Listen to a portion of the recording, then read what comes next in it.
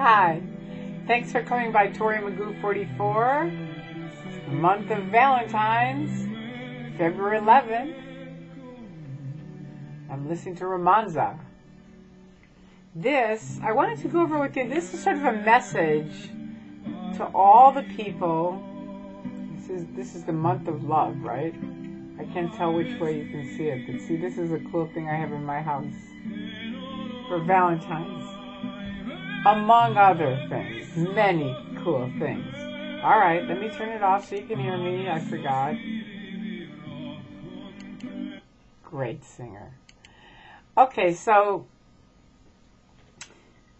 I wanted to go over with you guys, it's Valentine's, and I thought this is sort of a message to all the people who have disconnected from their loved ones, whoever you may be, whether you're young people disconnecting from your parents, my ex-husband now disconnecting from me, husbands disconnecting from wives, grandmothers not being able to talk to their grandchildren. All of this goes on within Scientology. And I wanted to give a message to each of you, of any of you that are watching, which I know many, many people don't watch, but I also know many, many people do watch the internet now. And I'm very happy about that, and I want to tell you, good job on that. Keep watching, because, I don't ever tell anybody, watch me, believe in me. I say, read the internet, read both sides, look at all the information, you connect the dots, and you make up your own mind, okay? Because you can't go wrong that way. The only way you can go wrong is when you don't read both sides. That's what I did. I was like, no. And that's what most people do. They get into Scientology. It's like, no, keeping Scientology working. We can't hear any of the bad stuff. Ooh, you don't like it. Okay, we're going to disconnect from you. We're going to cut off from you. And, pretty soon, the higher up you get, the less and less you can talk to people, because you're connected, you can't be connected to anyone who is in any way critical of Scientology and get on the higher, upper levels. So it gets very, very tricky. So if you're out there and you have disconnected from someone, I want to tell you something.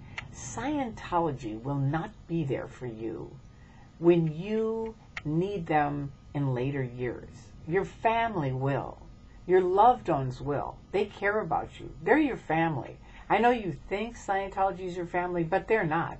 There's tons of proof out here of how they've just spit out people, one person after another. It's like, Sea Org members, oh, you're sick? That's when I first realized it, when Yvonne Jentz's top secretary, she was like her right-hand person. Her husband, I was at AOLA on course, and her husband, I think I told you guys this, the staff would all go this way to eat. He would go that way down the street. And I asked him, I said, Mitch, where are you going? And he said, look, no one knows this, but my wife is dying. She's in a nursing home.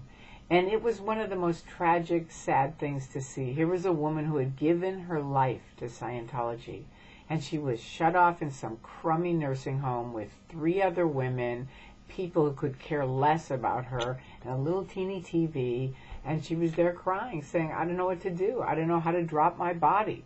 It was like all the theory of Scientology and how you can just drop your body and move on and pick up another one. Sounds good and, to the people inside, but the truth is, you better cover your own ass, because they're not going to cover it. I promise you that. And if anything, if you ever leave, they are going to try to give you a hard time about it. But you know what? You have a right to leave, and it honestly isn't any more difficult than walking across a line in the middle of the street. It feels like you're jumping off the Grand Canyon. But when you finally do it, it's unbelievable. It's just like walk across the street, and you're free. You're done with all the, you have to do this, and you can't do that, and you can't read this, you can't say that, and you can't talk to this person. And yeah, I know you really loved that person for a long, long time, but, too bad. They're antagonistic to Scientology. What kind of religion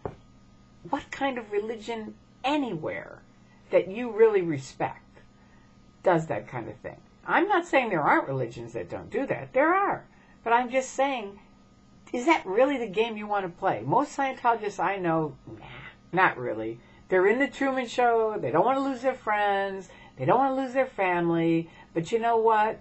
all of us out here are having a great time. I mean, the love around the world from people that are people I never even knew. They've just been fantastic, as well as the skillions of ex-Scientologists. I mean, it's amazing every day to find more people and many top executives that have left Scientology and are out here now. Actually, the best trained auditors are outside of the Church of Scientology. It's kind of amazing.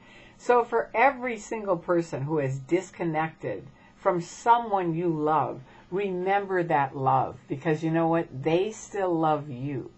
And I know you still love them.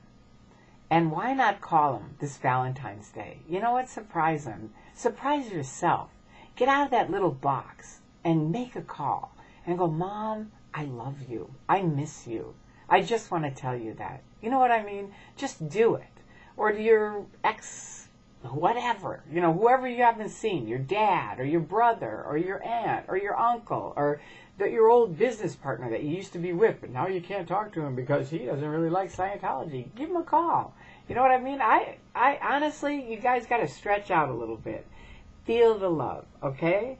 It's Valentine's month, and love, we need a lot of it now. There's a lot of shit happening in this country, and for the people that are having a really hard time, keep on keeping on, because it's going to get better. It will. All right? So for all of you, peace. I love you. I love you. Thank you for coming by my website. I mean, my YouTube site. And come back again and pass on my link so that more people come. All right? And have a fantastic weekend.